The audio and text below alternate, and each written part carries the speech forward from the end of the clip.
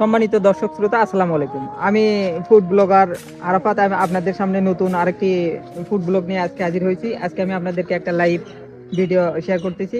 আর সেটা হলো কি, আমার পাশে যে লোকটাকে দেখতেছেন, ঠিক আছে, আমি আজকে তাকে নতুন একটা চ্যালেঞ্জ দেব এবং দেখি সে যদি চ্যালেঞ্জটা পূরণ করতে পারে তাহলে তার জন্য আমার তরফ থেকে আকর্ষণীয় একটা পুরস্কার থাকবে।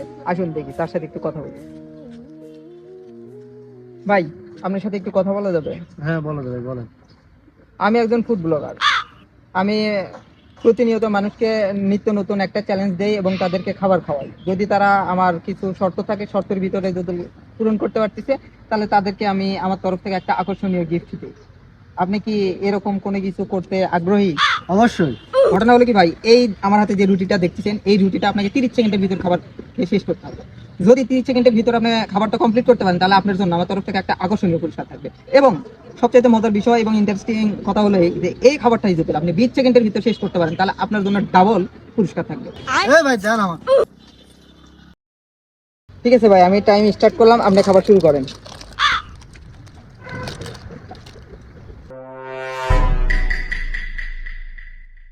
16, 17, 18, 19। হ্যাঁ ভাই, হ্যাঁ। ঠিক আছে ভাই, আপনি এই চ্যালেঞ্জটা 19 সেকেন্ডের ভিতর পূর্ণ করছেন, সুতরাং আপনার জন্য আমরা পুরস্কৃত করব এবং আপনাকে পুরস্কারটা রেডি করে নিয়ে আসতেছি। আপনি একটু অপেক্ষা করুন। পুরস্কার তো দেওয়া লাগে ভাই, 2টা পুরস্কার। হ্যাঁ ভাই, একটু অপেক্ষা করেন, আসতেছে পুরস্কার অন দা ওয়ে।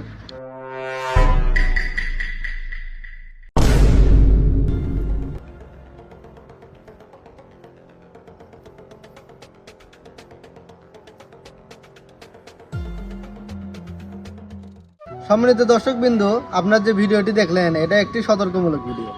আজকাল আমাদের চারপাশে প্রতিদিন নতুন নতুন ফুড ব্লগারের আগমন ঘটতেছে এবং তারা বিভিন্নভাবে নানান উপায়ে আমাদের মতন সাধারণ লোককে সহজেই বোকা বানিয়ে চলে যাচ্ছে ফুড ব্লগারের নামে।